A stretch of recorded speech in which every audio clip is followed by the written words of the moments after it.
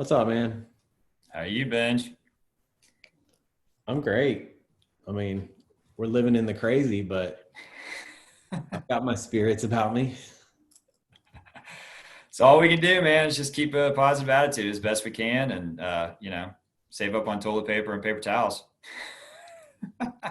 What are you seeing within real estate?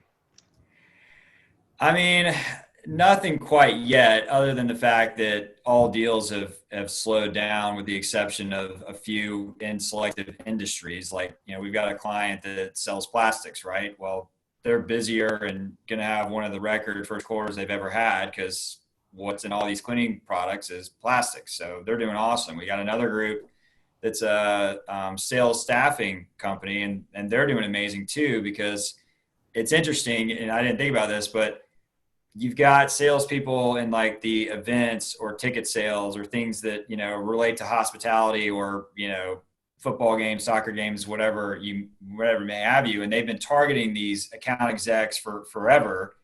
Well, now they're actually listening and wanting to leave because they can't sell anything in their minds for the next call it 2 or 3 months. And so there are companies out there that are thinking forward, saying I can really land some top sales talent if I'm willing to just go ahead and put up the money. So this group is doing amazing. So like their deals are moving forward, but then we have a client where all of their goods and services are related to events, and they do shuttles to these events, and I mean they're just not doing anything. So it really just depends. But by and large, most people in real estate on the leasing side are kind of given this, let's just wait, let's see what happens, and let's kind of take a pause real quick to figure out where we're going to be on the other side of this new norm that we're living in.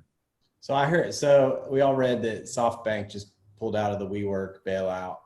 Um, do you think WeWork created the coronavirus to lead people back to co-working instead of signing leases?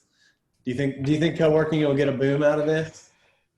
I don't. I know you do because we've talked about it, but I don't, man. Like again, if you go back to '08, '09, there was co-working then, and it looked different. Like it wasn't as cool as it is right now, but there was Regis and HQ, which were the two biggest.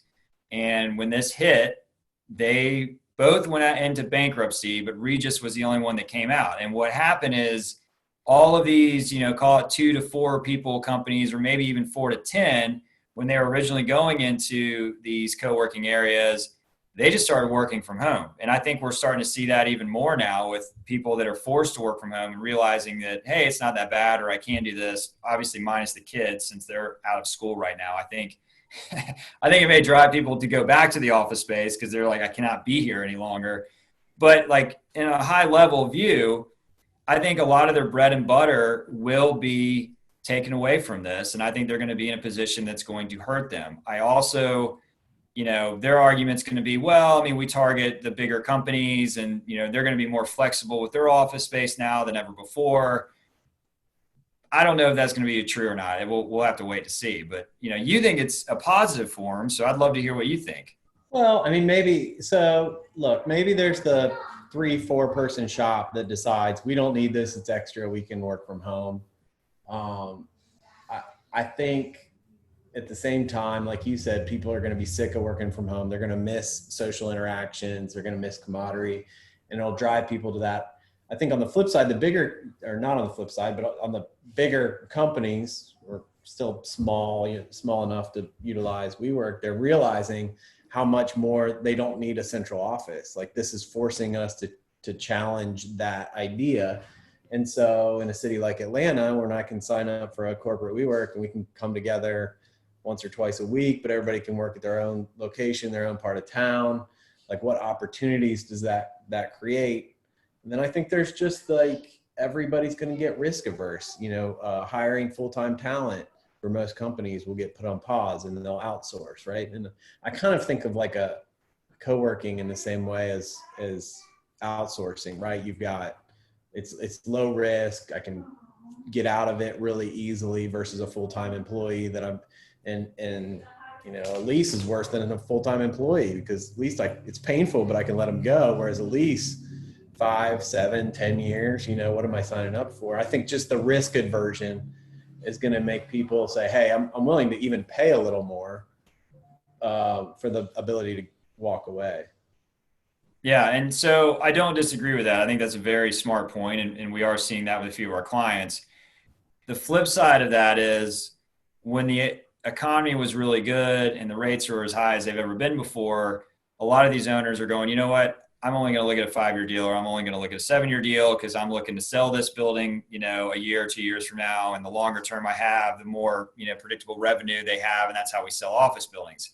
I think now they're going to be more into I got to get rent in here now just to continue to pay my mortgage.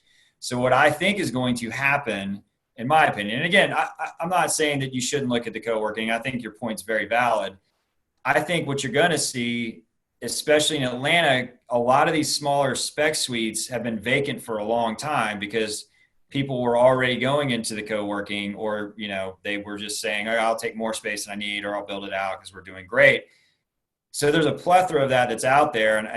And my prediction is that these owners are now going to be willing to do a 1-year deal there, right? So I'm going to take my 1,800 square foot spec suite that's going to cost me $4,500 a month, and I can get, 20 people in there versus paying $6,500 a month with a WeWorker or co-working, per head. And now I'm starting to look at, well, if I can get a year-long deal here or a 6-month deal here, the year-long deal saving me $2,000 a month. And now it's a central location so that when we do congregate and get together, we're all going to the same place every time versus, we got 20 people out there. We're all going to our different co-working spots.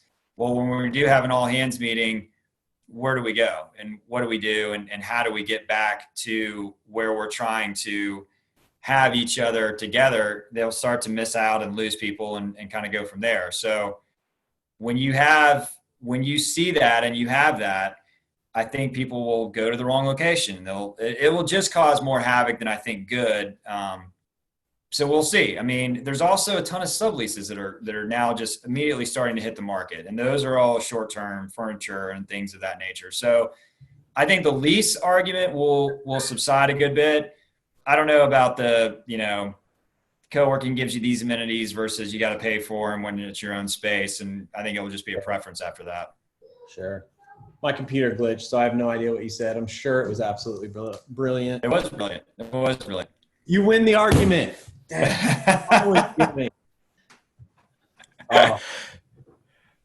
Man, I don't know. It's hard to predict the future. I know that I just look at the data every day of the kind of new cases, looking at the curve. The curve's not good right now, especially in the state of Georgia. So wash your hands, stay home. I mean, you've got that beautiful penthouse that you get to record from. So that's right, man. Living the life. Hey, I'll tell you a secret. I'm not really in a trunk. To that point, it's funny. I think, and this is really going to sound bad, but I think after 2 weeks of all of us being home and working while our kids are home, I think we're all going to sit there and say, I'd rather brave the virus than continue to do this. I fear that. Like, how much can Americans be told to stay home and not do anything? And it's a challenge right now. Like, even like for our boys, like there's a little text going around, hey, let's meet up at the sports field and shoot some lacrosse. And it's like, oh yeah, that'd be great. Let's get out of here. Let's go do that. And how many kids are going to be there? And is that okay? And I mean, so as time goes, those things are going to start to slip and slip. So hopefully we can get on the right side of the curve. Here's my takeaway right now. Here's the mentality I'm trying to take into it. Business is somewhat on hold. In my world, like some of it's put on hold, some of it's still going, but the things that have been put on hold, I've got these big chunks of time that aren't allocated like they were. And my mentality is just, how can I help somebody right now? Because no matter who you are, no matter what circumstances you or your business is in, there's somebody that's worse. So let's just try and help each other out. Yeah, no, I agree. Well, speaking of which, my family is now ready to come bombard me because they got to get back to their virtual schools. So I need to hop off, but I agree with what you're saying, man. And obviously we're in a business together. So we got to just innovate and figure out ways to continue to move forward. Yes. And there is opportunity hiding. Yes, there is. So, all right. Later. Later, man.